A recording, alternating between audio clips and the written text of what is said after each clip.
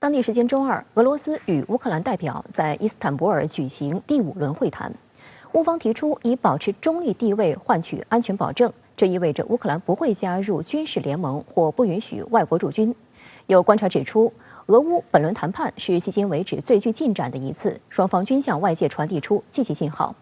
美国白宫方面在俄乌第5轮谈判后表示，拜登将就与普京进行直接会谈做有条件准备。当地时间周二，俄乌代表团在土耳其伊斯坦布尔举行了新一轮面对面谈判。原定2天的谈判在持续大约3小时后就宣告结束，双方后续谈判将以视频形式进行。谈判结束后，土耳其外长恰武什尔卢表示，本轮谈判是迄今为止最具进展的，双方在一些议题上已经达成一致。俄罗斯谈判代表团团长、俄总统助理梅金斯基表示，收到了乌克兰代表团提交的书面建议，内容包括乌克兰宣布成为国际法律保障下的永久中立不结盟无核国家，乌克兰放弃加入军事联盟，不在其领土上允许外国驻军，俄罗斯不得反对乌克兰加入欧盟等。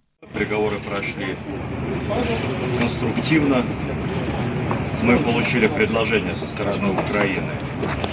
для рассмотрения понятно сформулированную их позицию по включению в договор. Эти предложения будут рассмотрены в ближайшее время, доложены президенту, и будет дан соответствующий наш ответ. 乌克兰谈判代表、乌克兰总统办公室主任顾问波多利亚克表示，对乌方来说，最重要的是乌克兰的国际安全保障问题。根据乌克兰提出的安全保障国建议，在必要情况下，将由安全保障国向乌克兰提供支持。在这样的前提下，乌克兰愿意保持中立地位。Тому імплементація рішення цього договору по гарантіям безпеки буде йти по наступній процедурі. Спочатку це буде референдум, на якому всі громадяни України вискажуть свою позицію щодо цього договору, щодо того, як він має працювати. Після цього буде йти ратифікація парламентів країн-гарантів і парламенту України. Це ключове. 有报道称，这也是乌方首次为寻求停火提出这么具体的建议。乌方设想获得类似北大西洋公约第5条及集体防御条款的安全保证，包括土耳其、以色列、德国及波兰可以作为安全保障国。乌克兰将来一旦发生事故，相关保障国为乌方提供援助。此外，乌方还提议设立一个围绕克里米亚地位问题的15年磋商期。但要求这一点只有在实现完全停火的前提下才会生效。不能忽视的是，俄乌双方在许多关键问题上仍存在较大分歧。乌克兰总统泽连斯基周二晚些时候发表视频讲话，表示从谈判桌上发出的信号可以说是积极的，但乌克兰不相信俄罗斯的承诺，只相信会谈的具体结果。乌克兰将继续与俄进行谈判，并且期待谈判能够取得成果。泽连斯基强调，乌克兰的主权和领土完整必须得到保障，乌克兰在这一问题上不会有任何妥协。俄罗斯外交部发言人扎哈罗娃表示，俄方将俄乌谈判视为优先事项。此外，俄乌双方官员在周二还再次提到举行2国总统会谈的问题。乌克兰谈判代表波多利亚克表示，相关基础文件已经准备好了，应当尽快促成2国总统举行会谈。但俄方谈判代表团团长梅金斯基表示，双方需先谈妥条约内容，然后才能讨论领导人会谈并签署条约等问题。乌克兰要求的是在一个安全保障的一个条件下实现俄罗斯的撤军，而俄罗斯呢是要在达到乌克兰要求中立化或者去军事化这个之后，俄罗斯才会采取进一步的军事缓和。就是在这个问题上，两方之间有一定的这个分歧存在。外界注意到，就在本轮谈判结束后，俄罗斯副国防部长福明也宣布，考虑到增强互信，并为下一步谈判以及签订条约创造必要条件，俄方将大幅减少在乌克兰基辅和切尔尼戈夫方向的军事活动。相信乌克兰也会做出相应的回应措施，为下一步谈判创造条件。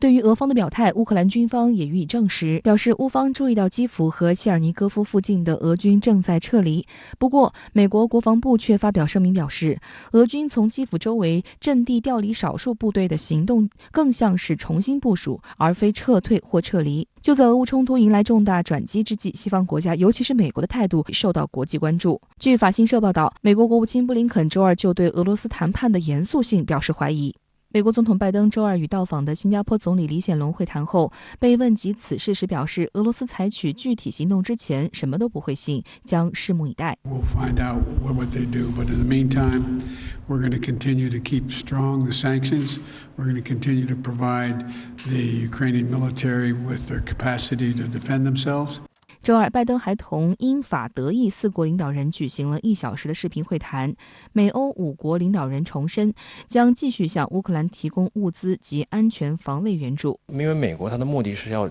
以最小的这种成本阻碍俄罗斯未来的发展，从而达到这种长期将俄罗斯衰退下去的这种目的。有分析指出，俄乌冲突能否实现完全停火，目前仍有待观察。但美国通过向乌克兰提供大量武器等方式持续煽风点火，无疑是在加剧乌克兰危机。Bu pozisyonda yakalamış olmaktan dolayı elinden gelen baskıyı yaptı ve yapıyor. Yani hem askeri anlamda hem yaptırımlar anlamında bu NATO'yu harekete geçirdi. Avrupa Birliği içinde o çatlak sesleri biraz daha en aza indirdi. Burada olabildiğince Rusya'yı daha köşeye sıkıştırmak ve bu savaştan, bu krizden daha zayıf bir Rusya'nın ortaya çıkmasını tabii ki hedefliyor.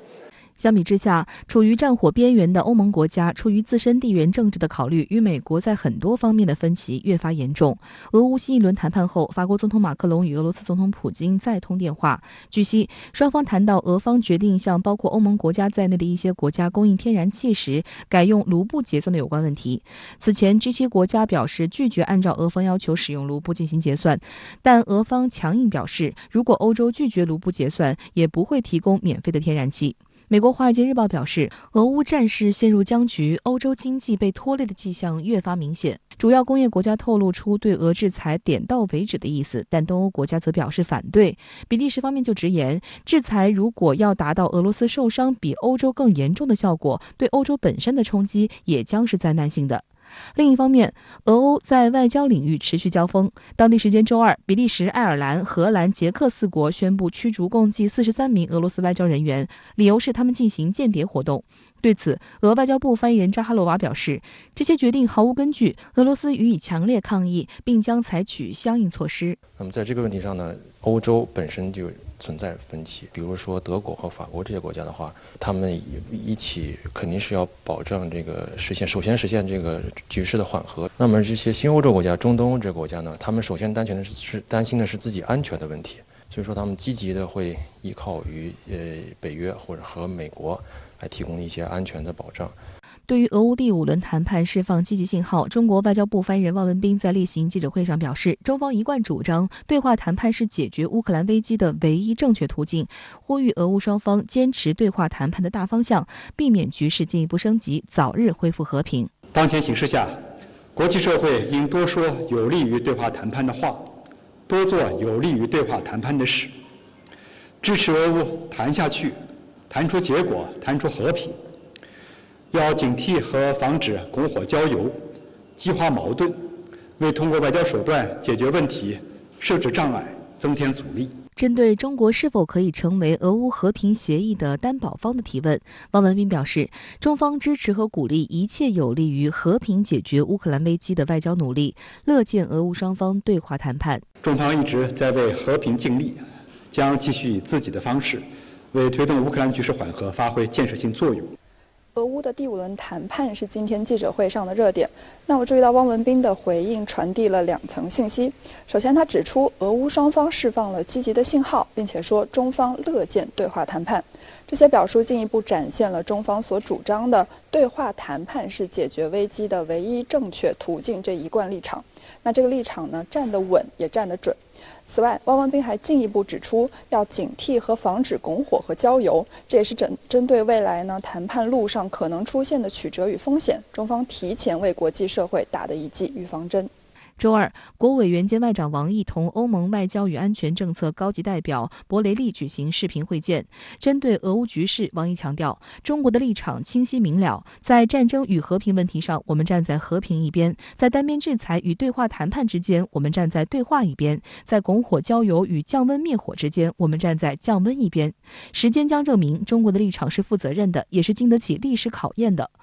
博雷利表示，乌克兰战火仍在持续，对欧盟和全球造成严峻影响。欧方呼吁尽快停火止战，开放人道主义走廊，不使用大规模杀伤性武器，防止规避制裁，希望中方为推动实现和平发挥重要作用。博雷利进一步介绍了欧方立场，并表示，欧方不寻求改变俄罗斯的政治体制，不希望看到局势升级，反对任何形式的新冷战和阵营对抗。